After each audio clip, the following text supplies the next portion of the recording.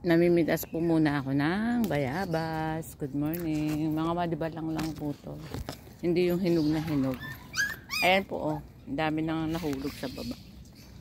Kasi nung mga nakaraang araw, gabi na ako nakakauwi. Hindi ko napupulot. Ay, hindi ko napupulot. Hindi ko napipitas. Ayun, napingay po ang aking aso. Ayoko po nung malambot. Gusto ko yung malutong pa.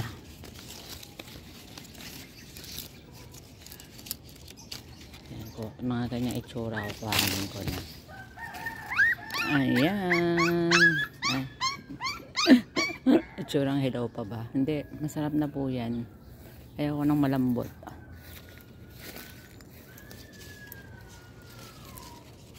Bukas siguro mas okay itong mga to.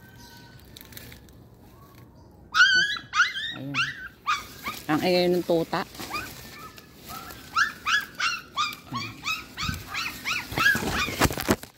Ito. Ano? Ito. Ayun, mas malaki.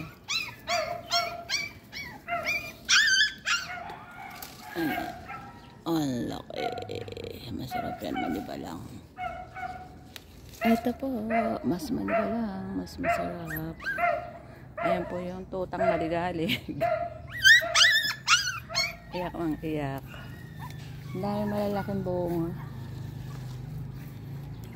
Ito, ganito kasi ang itsura ng hilaw. At ayan, may higad na. May higad na maliit. Para yung kinukuha ko po, manibalang. Ayan po ang aking si Punggi. Ayan po. Ayan, si tutang maligalig. Gusto lagi nasa katabi ka. Tutang maligalig. Ay, ito pala. Ang ganda, ang laki. Para po, ang malibalang na bayabas.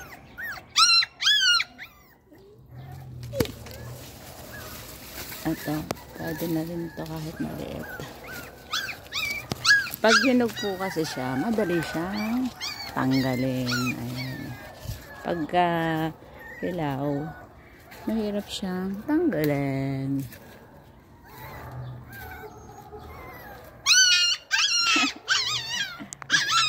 Pinatatai ko kasi sila dyan. Ay, pinatatai at pinaihi. Kaya nila, siyempre sinasanay ko po yung puta. Eh, gusto lagi may kadikit na tao. Hindi, tsaka ayaw niya sa labas. Para masanay siya. Okay, thank you for watching. Tutang maligalig. Ay, titignan ko pala kung may bunga yung sitaw. Okay. Yung kasing sitaw, hindi kumanda yung ano. Ayan. Nahinog na. Diyan mo na. Ito lang, may isa lang. Maliit pa. Pulutin ko na.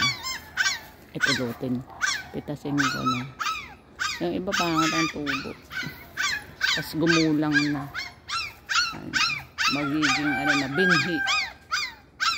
Ay, hindi meron din. Binhi. Okay, bye-bye. Ito pala yung ano.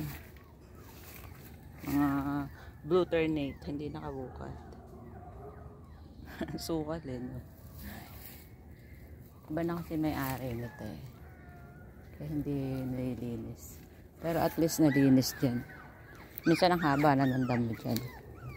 Bye bye!